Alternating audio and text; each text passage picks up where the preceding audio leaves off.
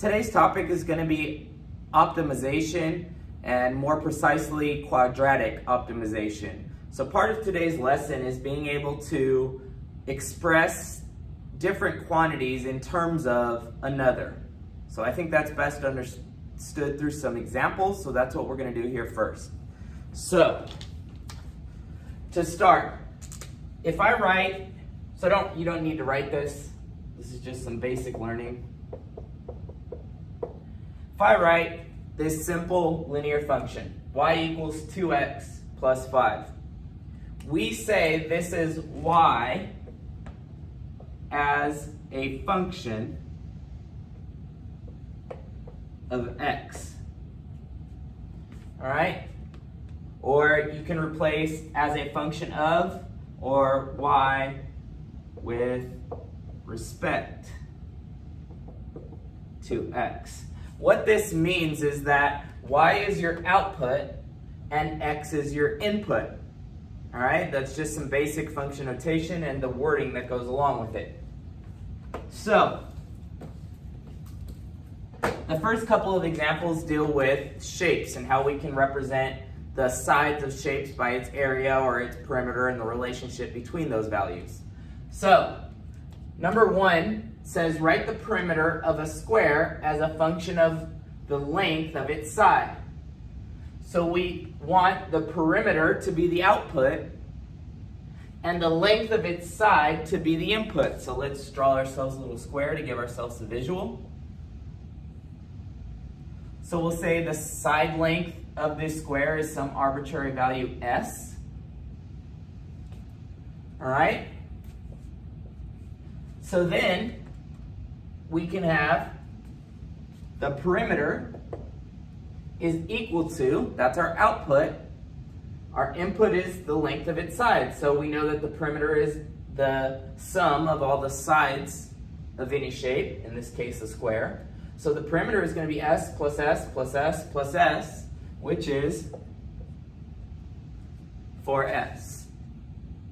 Okay, so that is the perimeter as a function of the length of its side that I called s. Right? So part B, write the length of the side of a square as a function of its perimeter. Now I want to create an expression or an equation that has the side length as the output and the input is the perimeter. Well, if we take this equation and then solve for s, we would end up with p over 4. So to find the side length given the perimeter, you just plug in the perimeter and divide it by 4, and that gives you the side length if the shape is a square.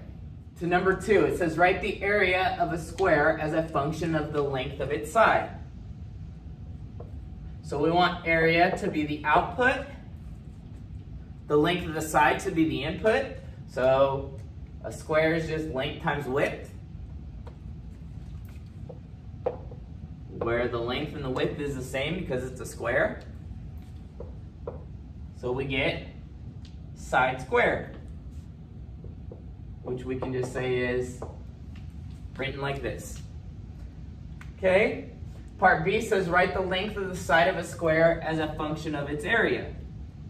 So we want to get s by itself, and we want area now to be the input. So solving this equation for A, you know what, I'm going to do that in a different color over here. If we want to solve for s, well, we can just take the square root.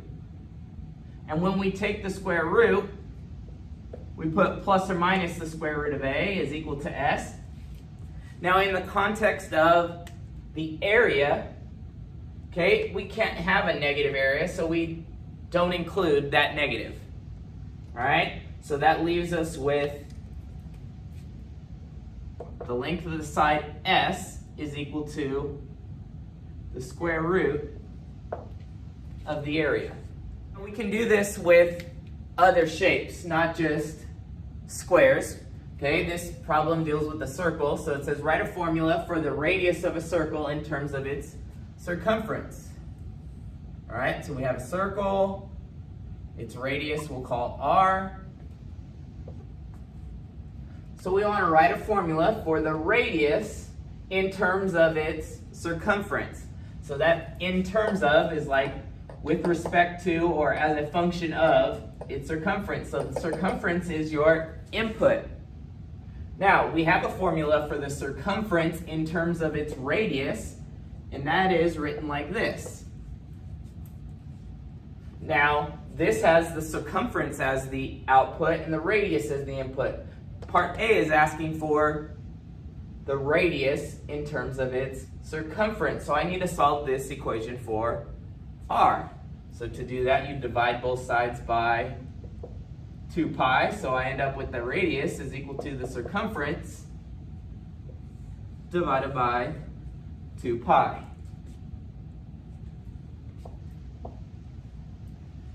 Part B says write a formula for the area of a circle in terms of its circumference. All right, so area is going to be the output. In terms of circumference is going to be the input. So we know that area is pi r squared. That's the common formula for the area in terms of its radius. But we know that the radius can also be represented by c divided by 2 pi, or the circumference divided by 2 pi. So I'm going to substitute that value in for r here. So I get the area is equal to pi times c over 2 pi squared.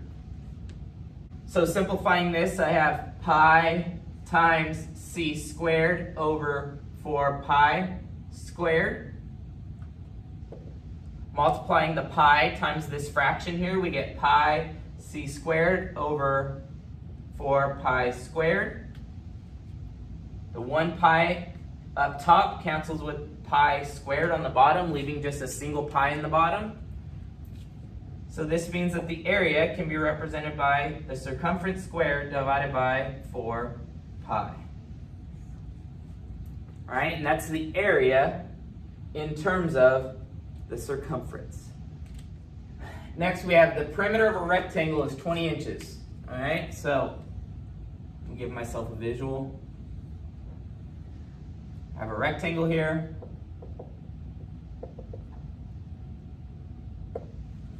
All right, so the perimeter is 20 inches. Write a function for the length of this rectangle in terms of the width. So I want to write a function where the output is length and the input is width. All right, so the input, or our independent variable, what changes is the width. So I'm going to let my width be w. Okay, so if I pick a width, and obviously I have to pick a width that satisfies the fact that the perimeter is 20 inches, so I can't make the width 20 inches. So let's pick a width of, let's pick a width of 5. All right, now if these two sides are 5, all right, so let's just pretend for a second that the width is 5. Because I want you to see what happens to the length if I establish a width. If the width is 5, okay, that takes up 10 of the 20 inches in the perimeter. So how much is the length if the two widths are 5? Well, we know that these two have to add up to 20 minus the 10 we've already used for the width. So we have 10 inches to play with for the two lengths, so this means that the length is 20 minus 10 divided by 2. Right? Because there's two sides. So now, let's change that number. Let's change these widths. Let's say the width is 2. Now how much of the perimeter have I used? I've used 4 inches of the 20 inches. So the length is 20 minus 4 divided by 2. Again, I'm dividing by 2 because there's two lengths. All right, so if the width was just W, then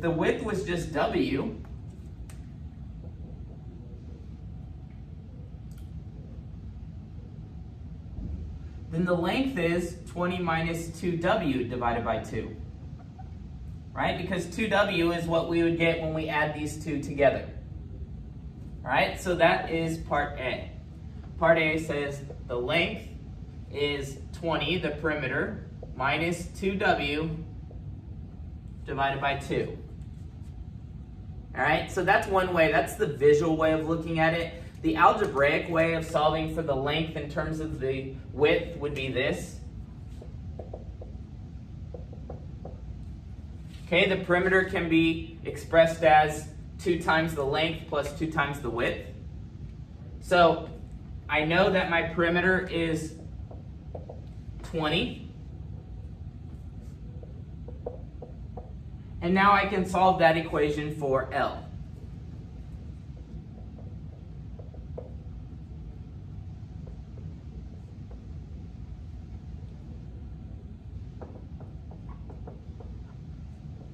Okay, now that I'm thinking about it, that can actually be simplified. 20 divided by 2 is 10. Negative 2 divided by 2 is W. So you know what? I'm going to simplify it here too. So there's the length as a function of the width. Okay, so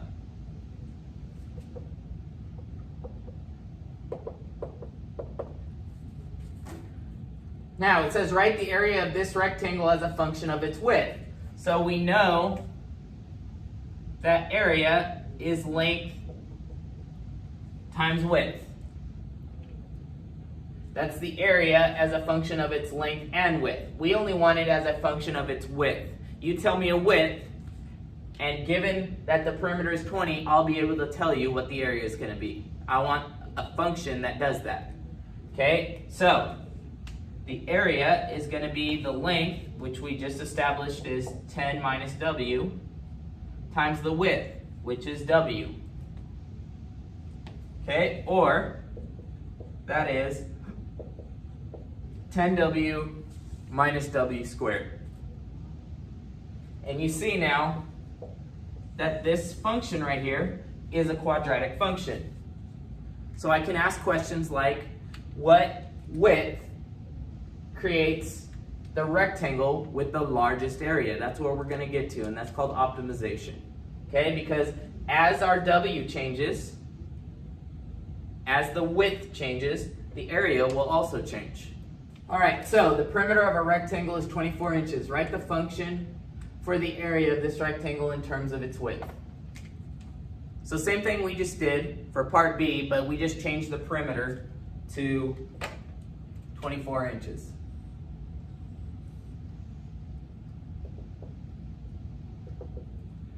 Okay, and we also know the perimeter is 2 times the length plus 2 times the width. So our end result should be A equals something with only widths in it. All right, well, using similar reasoning to what we just did on the previous problem, we know that the length is going to be 24, the perimeter, minus 2W divided by 2. Again, it's 24 minus the sum of W plus W, which is 2W, and then we divide it by 2 because there's 2 lengths. Okay, which that reduces to 12 minus W. All right, so our area is going to be length, which is 12 minus W, times W, which is 12W minus W squared. Now, this problem doesn't ask for this, but I want you to see that we cannot just say that this is the function. Yes, this is the function, okay, but we can't just plug in all real numbers. That doesn't make sense in this problem. We can't pick a width of 100 and I'm going to find the area. The area is going to be negative. So we have to figure out what are the restrictions on the width that we must place on this function so that it produces an area that's positive. All right, well, let's graph this. Okay, we know that if the width is 0, so width is being shown on the x-axis because it's the input. The y-axis is area. Okay, that's just based on my function, that's inputs and outputs. So now, if the width is 0, the area is going to be 0. So I know 0, 0 is that point. I want to know at which width would we have to be at so that our area is 0 again. Well, let's think about this visually. If we only have 24 inches to work with, if my width was 12 inches, then this width is 12 inches. There's no more inches to use for the length. So that wouldn't even create a rectangle. So this is going to be 12. Now, algebraically, what does that look like? Well, if I wanted to solve for when the area is 0, I can solve this quadratic equation. And I'd solve it by factoring out a common factor of w, using the zero product property to set both factors equal to 0.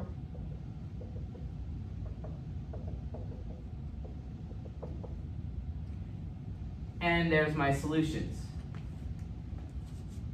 All right, now I know it's quadratic. The a value, the coefficient of the variable that's being squared is -1, so it's going to open down. So this would be the graph. All right, so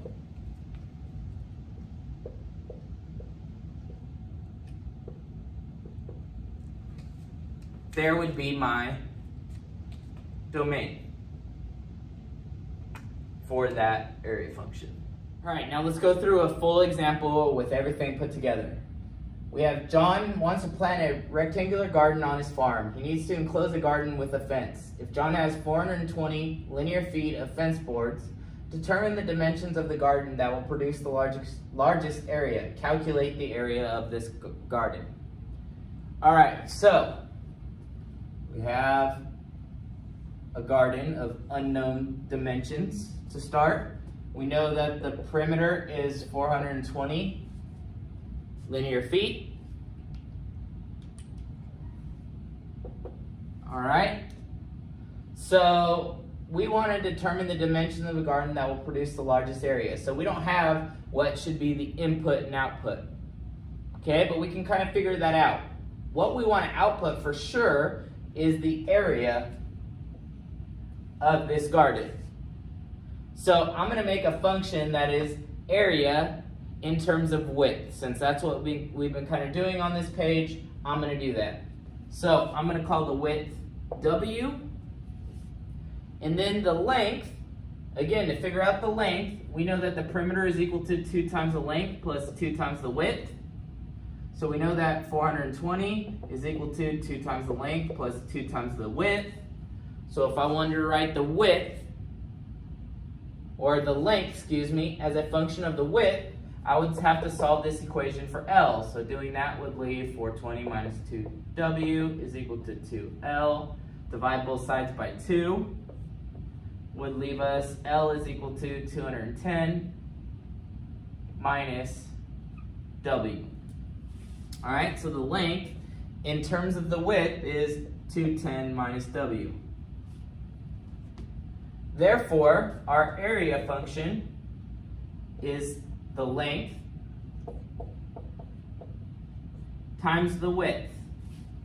So there is our area function in terms of the width.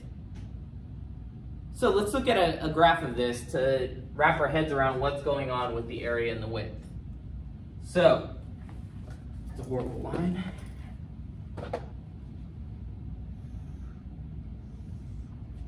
We have area as our output variable, width as our input. So let's think now. This is a quadratic, so it's going to be U-shaped. Okay, if we distributed the W,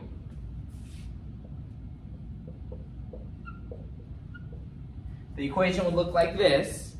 So we notice that it's a negative W squared, so there's a negative 1 as our A value, so that means it's going to open down. We know that when the width is 0, the area is 0. So my question is, what is this value? Well, if I wanted to know zeros of a quadratic, I can just plug in 0 for the area and solve for the two widths. So let's do that. 0 is equal to 210 minus W times W. Using the zero product principle, we'd have 0 is equal to 210 minus W, and W is equal to 0. So that W equal to 0 is that point right there. And the other 0 would be at 210. So we know that this is 210. So we know that this area function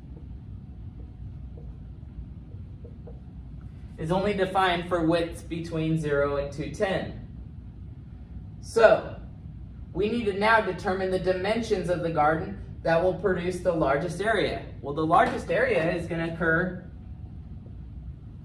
at the maximum.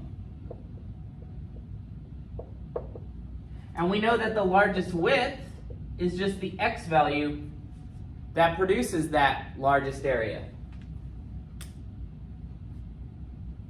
So, I need to figure out those two values. Well, that's just asking for the vertex of that graph. So how do we find the vertex of a graph in either one of these forms?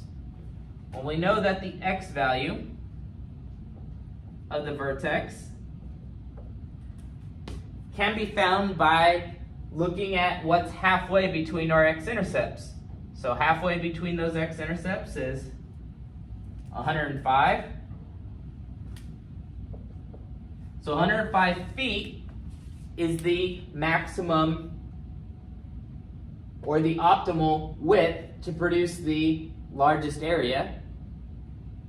So if the width is 105, the length is going to be 210 minus 105. Well, it's actually a square. All right, so the dimensions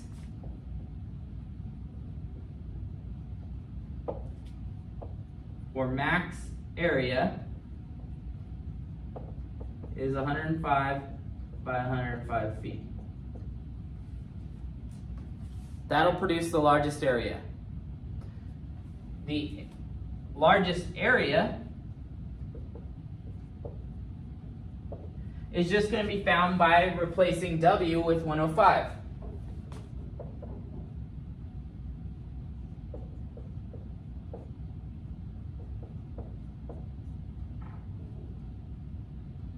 Which turns out to be 105 times 105.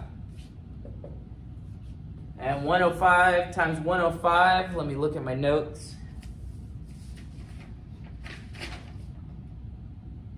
is 11,025 square feet.